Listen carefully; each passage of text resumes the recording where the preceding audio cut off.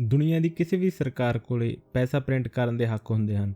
ਉਹ ਜਿੰਨਾ ਚਾਹੇ ਮਰਜ਼ੀ ਪੈਸਾ ਪ੍ਰਿੰਟ ਕਰ ਸਕਦੇ ਹਨ। ਪਰ ਕੀ ਕਦੇ ਤੁਸੀਂ ਸੋਚਿਆ ਹੈ ਕਿ ਸਰਕਾਰ ਅਨਲਿਮਟਿਡ ਪੈਸਾ ਛਾਪ ਕੇ ਗਰੀਬੀ ਦੂਰ ਕਿਉਂ ਨਹੀਂ ਕਰ ਦਿੰਦੀ? ਇਹ ਸੇਮ ਚੀਜ਼ ਇਤਿਹਾਸ ਵਿੱਚ ਕੁਝ ਦੇਸ਼ ਕਰ ਚੁੱਕੇ ਹਨ, ਜਿਨ੍ਹਾਂ ਦਾ ਨਤੀਜਾ ਕੋਈ ਜ਼ਿਆਦਾ ਚੰਗਾ ਨਹੀਂ ਰਿਹਾ।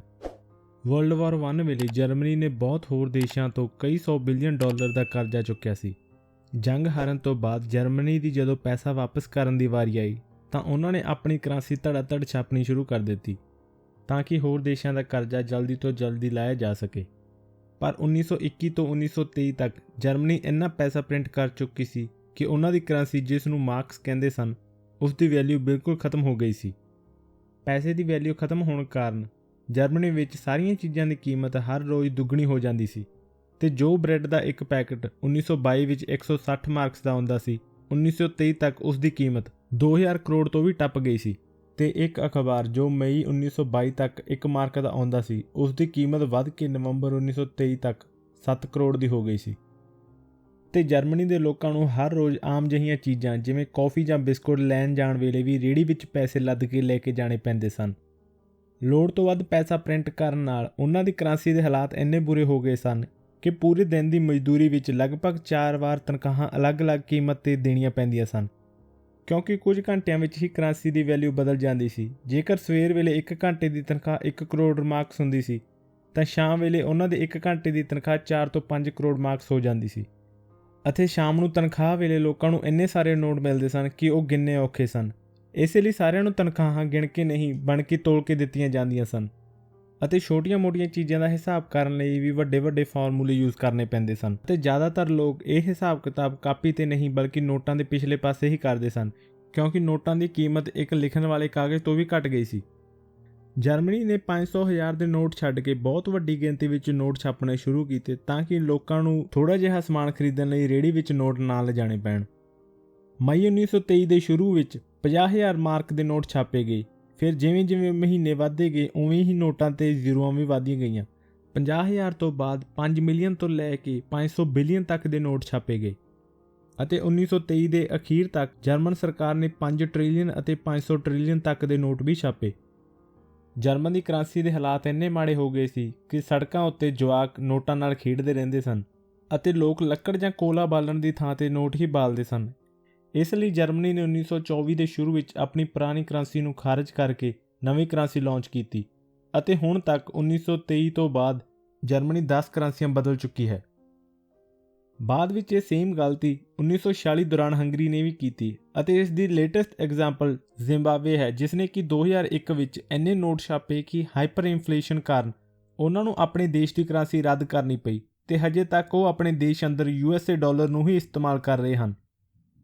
ਹੁਣ ਆਉਂਦੇ ਹਾਂ ਅਗਲੇ ਸਵਾਲ 'ਤੇ ਕਿ ਪੈਸਾ ਕੀ ਹੈ? ਪੈਸਾ ਉਹ ਚੀਜ਼ ਹੈ ਜਿਸ ਦੇ ਨਾਲ ਆਪਾਂ ਕਿਸੇ ਵੀ ਵਸਤੂ ਜਾਂ ਸਰਵਿਸ ਦੇ ਬਦਲੇ ਉਸ ਚੀਜ਼ ਦਾ ਭੁਗਤਾਨ ਕਰਦੇ ਹਾਂ। ਨੋਟ, ਸਿੱਕੇ, ਡਿਜੀਟਲ ਮਨੀ ਜਾਂ ਕ੍ਰਿਪਟੋ ਕਰੰਸੀ ਨੂੰ ਅੱਜ ਆਪਾਂ ਪੈਸੇ ਦੇ ਤੌਰ 'ਤੇ ਮੰਨਦੇ ਹਾਂ, ਪਰ ਕਿਸੇ ਵੀ ਉਸ ਚੀਜ਼ ਨੂੰ ਪੈਸਾ ਮੰਨਿਆ ਜਾ ਸਕਦਾ ਹੈ ਜਿਸ ਨੂੰ ਕਿ ਵੈਰੀਫਾਈ ਕੀਤਾ ਜਾ ਸਕੇ ਤੇ ਸਾਰਿਆਂ ਵੱਲੋਂ ਉਹ ਚੀਜ਼ ਪੈਸੇ ਵਜੋਂ ਅਪਣਾਈ ਜਾ ਸਕੇ। ਪੈਸੇ ਦੀ ਆਪਦੀ ਕੋਈ ਕੀਮਤ ਨਹੀਂ ਹੈ। ਇਸ ਦੀ ਕੀਮਤ ਸਿਰਫ ਇਸ ਕਰਕੇ ਹੈ ਕਿਉਂਕਿ ਸਾਰੇ ਮੰਨਦੇ ਹਨ ਕਿ ਇਸ ਦੀ ਕੋਈ ਕੀਮਤ ਹੈ, ਕਿਉਂਕਿ ਇਸ ਦੇ ਨਾਲ ਆਪਾਂ ਸਮਾਨ ਜਾਂ ਸਰਵਿਸਿਜ਼ ਖਰੀਦ ਸਕਦੇ ਹਾਂ। ਉਦਾਹਰਨ ਦੇ ਤੌਰ 'ਤੇ ਜੇ ਕਿਸੇ ਸ਼ਹਿਰ ਵਿੱਚ ਰਹਿੰਦੇ ਬੰਦੇ ਨੂੰ $1 ਮਿਲੀਅਨ ਦੇ ਦਈਏ ਤਾਂ ਉਹ ਖੁਸ਼ੀ ਨਾਲ ਪਾਗਲ ਹੋ ਜਾਵੇਗਾ, ਕਿਉਂਕਿ ਉਸ ਨੂੰ ਪਤਾ ਹੈ ਕਿ ਉਹ ਇਸ ਪੈਸੇ ਨਾਲ ਹਜ਼ਾਰਾਂ ਚੀਜ਼ਾਂ ਖਰੀਦ ਸਕਦਾ ਹੈ। ਪਰ ਜੇ ਇਹੀ ਪੈਸਾ ਉਸ ਬੰਦੇ ਨੂੰ ਉਦੋਂ ਦਿੱਤਾ ਜਾਵੇ ਜਦੋਂ ਕਿਸੇ ਸੁਨਸਾਨ ਆਈਲੈਂਡ 'ਤੇ ਫਸਿਆ ਹੋਵੇ ਤਾਂ ਇਹ ਪੈਸੇ ਉਸ ਲਈ ਵਿਅਰਥ ਹੋਣਗੇ, ਕਿਉਂਕਿ ਉਹ ਇਸ ਨਾਲ ਕੁਝ ਵੀ ਨਹੀਂ ਖਰੀਦ ਸਕਦਾ। ਇਸ ਲਈ ਪੈਸੇ ਉਦੋਂ ਤੱਕ ਹੀ ਅਹਿਮੀਅਤ ਰੱਖਦੇ ਹਨ ਜਿੰਨਾ ਤੱਕ ਤੁਸੀਂ ਇਸ ਨਾਲ ਕੋਈ ਚੀਜ਼ ਖਰੀਦ ਸਕਦੇ ਹੋ।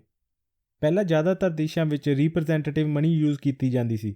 ਇਹਦੇ ਵਿੱਚ ਉਸ ਦੇਸ਼ ਵਿੱਚ ਓਨੇ ਹੀ ਨੋਟ ਛਾਪੇ ਜਾਂਦੇ ਸਨ ਜਿੰਨਾ ਕਿ ਉਸ ਦੇਸ਼ ਵਿੱਚ ਸੋਨਾ ਹੋਵੇ ਅਤੇ ਉਸ ਸੋਨੇ ਦੇ ਹਿਸਾਬ ਨਾਲ ਹੀ ਉਸ ਦੇਸ਼ ਦੀ ਇਕਨੋਮੀ ਤੈਅ ਹੁੰਦੀ ਸੀ ਕਿ ਉਸ ਦੇਸ਼ ਦੇ ਅੰਦਰ ਕਿੰਨੇ ਨੋਟ ਸਰਕੂਲੇਸ਼ਨ ਵਿੱਚ ਹੋਣੇ ਚਾਹੀਦੇ ਹਨ। ਪਰ 1971 ਵਿੱਚ USA ਦੇ ਪ੍ਰੈਜ਼ੀਡੈਂਟ ਰਿਚਰਡ ਨਿਕਸਨ ਨੇ ਗੋਲਡ ਵਾਲਾ ਸਿਸਟਮ ਖਤਮ ਕਰਕੇ ਫੀਐਟ ਮਨੀ ਇੰਟਰੋਡਿਊਸ ਕੀਤੀ। ਇਹਦੇ ਵਿੱਚ ਹੁਣ ਨੋਟਾਂ ਨੂੰ ਬੈਕ ਕਰਨ ਲਈ ਗੋਲਡ ਦੀ ਲੋੜ ਨਹੀਂ ਸੀ, ਸਿਰਫ ਇੱਕ ਕਾਗਜ਼ ਦੇ ਨੋਟ ਹੀ ਆਪਣੇ ਆਪ ਵਿੱਚ ਵੈਲਿਊ ਰੱਖਦੇ ਸਨ। ਰਿਚਰਡ ਨਿਕਸਨ ਦੇ ਇਸ ਫੈਸਲੇ ਨੂੰ ਨਿਕਸਨ ਸ਼ੌਕ ਦੇ ਨਾਮ ਨਾਲ ਜਾਣਿਆ ਜਾਂਦਾ ਹੈ, ਜਿਸ ਤੋਂ ਬਾਅਦ ਬਾਕੀ ਸਾਰੇ ਦੇਸ਼ਾਂ ਨੇ ਵੀ ਫੀਐਟ ਮਨੀ ਯੂਜ਼ ਕਰਨੀ ਸ਼ੁਰੂ ਕਰ ਦਿੱਤੀ।